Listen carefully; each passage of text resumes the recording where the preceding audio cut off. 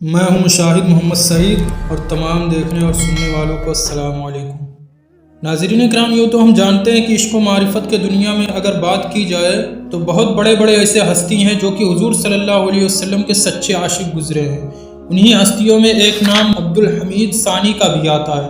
دوستو، عبدالحمید ثانی کے بارے میں آپ پوری جانکاری اگر چاہتے ہیں تو آپ پوری ویڈیو کو لاسٹ تک ضرور دیکھیے گا۔ اور ناظرین کرام، عبدالحمید ثانی جو ہیں، انہوں نے حضور صلی اللہ علیہ وسلم سے کتنی زیادہ عشق کی ہے اور انہوں نے اپنے دور کو کیسے سنبھالا ہے، اسے ہم پوری اس ویڈیو میں جانیں گے۔ تو چلیے ویڈیو کو سٹارٹ کرتے ہیں۔ عثمانی ترکی عبدالحمید یا عبدالحمید ثانی، الحمید ثانی، رومانی عبدالحمید ثانی، ترکی 31 اگست الحمید، 21 ستمبر 1848، 10 فروری 1918 سے عثمانی سلطنت کے سلطان تھے۔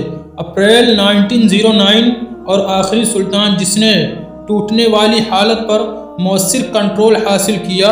اس نے سلطنت عثمانیہ میں جس وقت کا دور حکومت کیا اسے حامدی دور کے نام سے جانا جاتا ہے۔ اس نے بغاوتوں، خاص طور پر بلقان کے ساتھ زوال کے دور کی نگرانی کی اور اس نے اس کے ساتھ ایک ناکام جنگ کی صدارت کی۔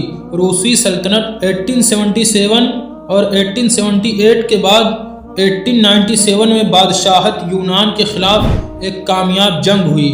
حالانکہ بعد میں مغربی یورپی مداخلت کی وجہ سے عثمانی فوائد میں اضافہ ہوا۔ عبدالحمید ثانی عثمانی خلیفہ امیر المومنین، 2 مقدس مساجد کے متولی۔ سلطان عبدالحمید ثانی کی اصل تصویر آپ لوگ دیکھ سکتے ہیں 1899 کا۔ سلطنت عثمانیہ کا سلطان عبدالحمید ثانی کب سے راج کرنا شروع کیے؟ اگست 1876 اپریل 1909 تک، اور تلوار سونتی ستمبر 1876 میں۔ ان کی پیدائش 1842 ستمبر، محل قسطنطنیہ، ٹوپ کاپی سلطنت عثمانیہ۔ ان کا جو انتقال ہوا وہ فروری 1918، سلطان محمود ثانی کا مقبرہ، فاتح، استنبول، ترکی۔ ریئل نیم عبدالحمید بن عبدالمجید، خاندان عثمانی، باپ عبدالمجید آئی، ماں حیاتیاتی ماں، گود لینے والی ماں رحیم پیرستو سلطان، مذہب سنی اسلام۔ ریپبلکنگ عثمانیوں کے ساتھ کیے گئے ایک معاہدے کے مطابق اس نے سلطنت عثمانیہ کا پہلا آئین جاری کیا جو کہ ترقی پسند سوچ کی علامت تھی، جس نے ان کی ابتدائی حکمرانی کو نشان زد کیا۔ تاہم 1878 میں عثمانی پارلیمنٹ کے ساتھ اختلاف کا حوالہ دیتے ہوئے اس نے مختصر مدت کے لیے آئین اور پارلیمنٹ دونوں کو معطل کر دیا یعنی بند کر دیا۔ سلطنت عثمانیہ کی جدید کاری ان کے دور حکومت میں جاری رہی، جس میں بیوروکریسی میں اصلاحات، رومیلیا ریلوے اور اناطولیہ ریلوے کی توسیع اور بغداد ریلوے اور حجاز ریلوے کی تعمیر شامل ہیں۔ اس کے علاوہ 1898 میں پہلے مقامی جدید قانون کے اسکول کے ساتھ آبادی کے اندراج اور پریس پر کنٹرول کے نظام قائم کیے گئے۔ تعلیم میں سب سے زیادہ دور رس اصلاحات ہوئیں۔ قانون سمیت دیگر شعبوں کے لیے بہت سے پیشہ ور اسکول قائم کیے گئے۔ فنون، تجارت، سول انجینئرنگ، ویٹرنری میڈیسن، رواج کاشتکاری اور لسانیت۔ اگرچہ عبدالحمید دوم نے 1888 میں استنبول یونیورسٹی کو بند کر دیا، لیکن یہ 1900 میں دوبارہ کھل گئی اور ثانوی، پرائمری اور فوجی اسکول کا نیٹ ورک پوری سلطنت میں پھیلا دیا گیا۔ جرمن فرموں نے سلطنت کے ریلوے اور ٹیلی گراف کے نظام کی ترقی میں اہم کردار کیا۔ اس کے جدیدیت نے سلطنت کو اس کی معاشی خود مختاری کو نقصان پہنچایا، کیونکہ اس کے مالیات عظیم طاقتوں کے کنٹرول میں آ گئے تھے۔ عثمانی پبلک ڈیبٹ ایڈمنسٹریشن کے ذریعہ عبدالحمید کے دور حکومت میں سلطنت عثمانیہ 1894 to 1896 کے آرمینیائی اور اشوریوں کے قتل عام کے لیے مشہور ہوئی۔ عبدالحمید کی زندگی پر ان کی دور حکومت میں کئی کوشش کی گئیں۔ ان کے خلاف قتل کی بہت سی کوششوں میں سے ایک سب سے مشہور آرمینیائی کے قتل یلدیز انقلابی فیڈریشن کی طرف سے 1905 کی کوشش ہے۔ عثمانی دانشوروں کے بڑے طبقے نے بھی اختلاف رائے اور نوجوان ترک کی تحریک کو خاموش کرنے کے لیے خفیہ پولیس کے استنبول کی وجہ سے ان کی شدید تنقید اور مخالفت کی۔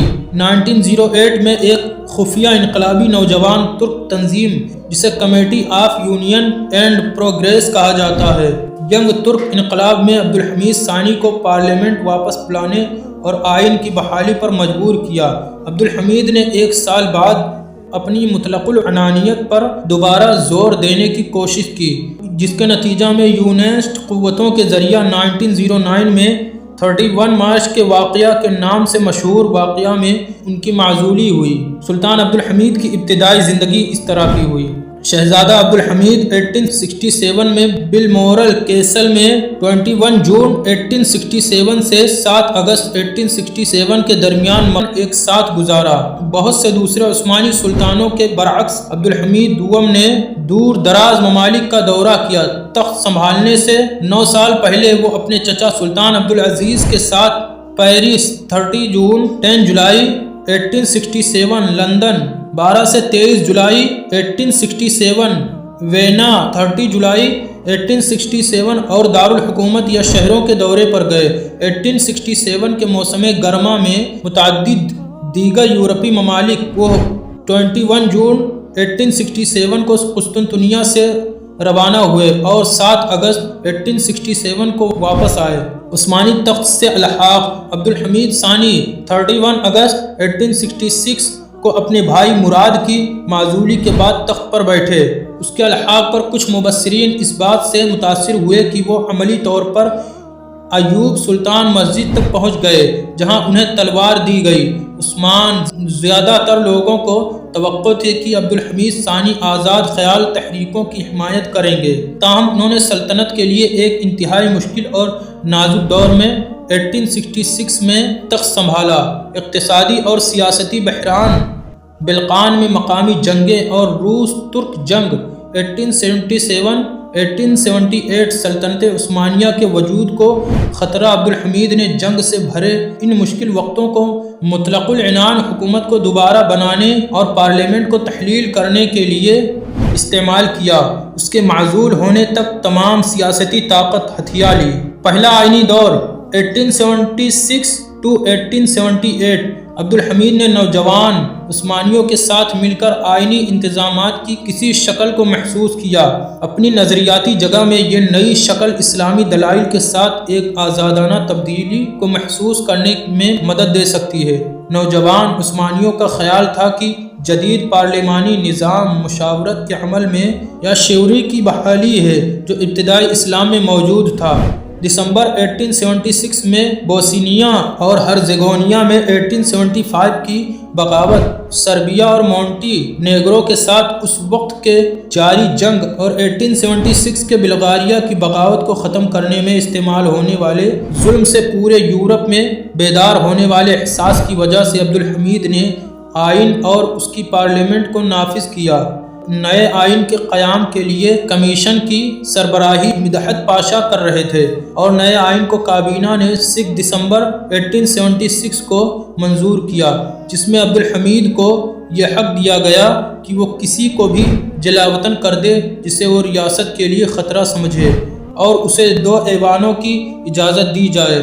سلطان کی طرف سے کی گئی تقریروں کے ساتھ مقننہ کے آخر میں بین الاقوامی قسطنطنیہ کانفرنس 1876 آئین کے نفاذ سے حیران رہ گئی، لیکن کانفرنس میں یورپی طاقتوں نے آئین کو ایک اہم تبدیلی کے طور پر مسترد کر دیا۔ انہوں نے 1856 کے آئین یا 1839 کے گلہانے کے حکم کو ترجیح دی، لیکن سوال کیا کہ کیا پارلیمنٹ کو عوام کی سرکاری آواز کے طور پر کام کرنے کی ضرورت ہے؟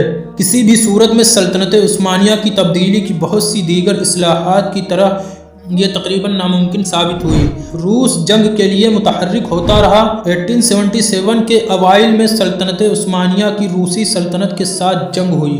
روس ترک جنگ 1877 یا 78 میں پیلونا کے محاصرے 1877 میں رومانیہ کے حملے کے تحت عثمانی فوجی عبدالحمید کا سب سے بڑا خوف تحلیل ہونے کے قریب 24 اپریل 1877 کو روسی اعلان جنگ کے ساتھ محسوس ہوا۔ اس تنازع میں سلطنت عثمانیہ نے یورپی اتحادیوں کی مدد کے بغیر جنگ لڑی۔ اس وقت روسی چانسلر پرنس گورچاکوف نے آسٹریلیا کی غیر جانبداری کو مؤثر طریقے سے ریکسٹاڈ معاہدے کے ساتھ خرید لیا تھا۔ برطانوی سلطنت اگرچہ اب بھی ہندوستان میں برطانوی موجودگی کے لیے روسی خطرے سے خوفزدہ تھی، بلغاریہ کی بغاوت کو ختم کرنے میں عثمانیوں کی بربریت کی اطلاعات کے بعد عثمانیوں کے خلاف عوامی رائے کی وجہ سے خود کو تنازع میں شامل نہیں کیا۔ روسی فتح کا فوری احساس ہو گیا۔ تنازع فروری 1878 میں ختم ہوا۔ سان سٹیفانو کا معاہدہ جنگ کے اختتام پر دستخط کیے گئے۔ سخت شرائط عائد کی گئی۔ سلطنت عثمانیہ نے رومانیہ، سربیا اور مونٹی کے نیگرو کو آزادی دی۔ اس نے بلغاریہ کو خود مختاری دی۔ بوسنیا اور ہرزیگوینیا میں اصلاحات کا آغاز کیا اور ڈوبرودزا کے کچھ حصے رومانیہ کو اور آرمینیا کے کچھ حصے روس کو دے دیے گئے، جس کا بھاری معاوضہ بھی ادا کیا گیا۔ روس کے ساتھ جنگ کے بعد عبدالحمید نے فروری 1878 میں آئین کو معطل کر دیا اور مارچ 1877 میں اس کے تنہا اجلاس کے بعد پارلیمنٹ کو برخاست کر دیا۔ چونکہ روس نئی آزاد ریاستوں پر غلبہ حاصل کر سکتا تھا، اس لیے سان سٹیفانو کے معاہدے کے ذریعے جنوب مشرقی یورپ میں ملک کا اثر و رسوخ بہت بڑھ گیا تھا۔ عظیم طاقتوں، خاص طور پر برطانیہ کے اصرار کی وجہ سے بعد میں برلن کی کانگریس میں اس معاہدے پر نظر ثانی کی گئی تاکہ روس کے حاصل کردہ عظیم فوائد کو کم کیا جا سکے۔ ان احسانات کے بدلے قبرص کو 1878 میں برطانیہ کے حوالے کر دیا گیا۔ مصر میں مشکلات پیدا ہوئیں، جہاں ایک بدنام کھیڑیوں کو معزول کرنا پڑا۔ عبدالحمید نے عرابی پاشا کے ساتھ تعلقات کو غلط انداز میں پیش کیا اور اس کے نتیجہ میں برطانیہ نے مصر اور سوڈان پر ڈی فیکٹو کنٹرول حاصل کر لیا۔ 1882 میں اپنی فوجیں بھیج کر دونوں صوبوں پر کنٹرول قائم کر لی۔ قبرص، مصر اور سوڈان 1914 تک بظاہر عثمانی صوبے بنے رہے۔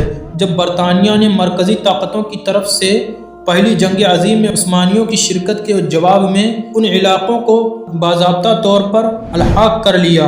ناظرین کرام، عشق و معرفت کی دنیا میں اگر بات کی جائے تو سلطان عبدالحمید ثانی حضور صلی اللہ علیہ وسلم سے محبت کرنے میں سب سے زیادہ آگے تھے۔ ناظرین کرام، سلطان عبدالحمید ثانی نے جو ٹرین بنوائی تھی جس سے آواز زیادہ آتی تھی، وہ مدینہ المنورہ میں جانے کے لیے روانہ ہوئی تھی، اور جب سلطان عبدالحمید ثانی نے اس کی آواز سنی تو انہوں نے فوراً ٹرین کو بند کروا دیا تھا، جو کہ آپ اس ویڈیو میں دیکھ سکتے ہیں کہ 100 سال سے یہ ٹرین ابھی کی ابھی ویسے ہی کھڑی ہوئی ہے۔ اور ناظرین کرام، صرف اور صرف اس ٹرین کو بند کروانے کی وجہ یہ تھی کہ سلطان عبدالحمید ثانی نے حضور صلی اللہ علیہ وسلم سے خلوص اور للہیت کے ساتھ محبت کی تھی کہ اگر حضور صلی اللہ علیہ وسلم کے بارگاہ میں اگر یہ ٹرین جائے گی تو شور و غل ہوگا، اس لیے اس ٹرین کو بند کروا دیا گیا کہ حضور صلی اللہ علیہ وسلم کے بارگاہ میں بے ادبی سے پیش نہ آیا جائے۔ اور سلطان عبدالحمید ثانی نے جو حضور صلی اللہ علیہ وسلم کا گنبد خضرا کا جو ڈھانچہ بنوایا تھا، اس کا جو کام کروایا تھا سلطان عبدالحمید ثانی نے، اس کام کو کرنے والے تمام کے تمام حافظ قرآن تھے، اور اس کا کام مدینہ المنورہ سے باہر ہوتا تھا کہ حضور صلی اللہ علیہ وسلم کے روضے کے پاس کوئی آواز نہ آئے، اور حضور صلی اللہ علیہ وسلم سے سچا والہانہ محبت کرتے تھے سلطان عبدالحمید ثانی، اور آپ نے اپنی محبت کا اظہار کرتے ہوئے بہت سارے ایسے کارنامے انجام دیے جو کہ ہماری نظروں کے سامنے ہے۔ اور ناظرین کرام، کچھ اسلام غداروں کی وجہ سے سلطان عبدالحمید ثانی کے دور کا خاتمہ کر دیا گیا اور سلطان عبدالحمید ثانی کے ساتھ معاہدہ کیا گیا، جو کہ جنگ کا سارا الزام تھا اور خلافت عثمانیہ کے اوپر ڈال دیا گیا۔ اور ناظرین کرام، اب 2023 میں یہ معاہدہ ختم ہو جائے گا اور انشاءاللہ العزیز ترکی پھر سے مدینہ المنورہ میں قابض ہو جائے گا اور 100 سال کا معاہدہ یہ بریک ہو جائے گا۔ ناظرین کرام، یہ تھی مختصر سی ویڈیو سلطان عبدالحمید ثانی کے اوپر۔ ہماری یہ مختصر سی ویڈیو کیسی لگی آپ کامنٹ سیکشن میں ضرور بتائیے گا، اور اسی طریقے سے مزید اسلامک ہسٹوریکل ویڈیوز کے لیے ابھی ہمارے چینل کو سبسکرائب کریں اور بیل آئیکن پر پریس کر دیں تاکہ ہر نئی آنے والی ویڈیوز آپ کو ضرور ملے۔ تب تک کے لیے ٹیک کیئر، جزاک اللہ خیرہ، اینڈ اللہ حافظ، خدا حافظ۔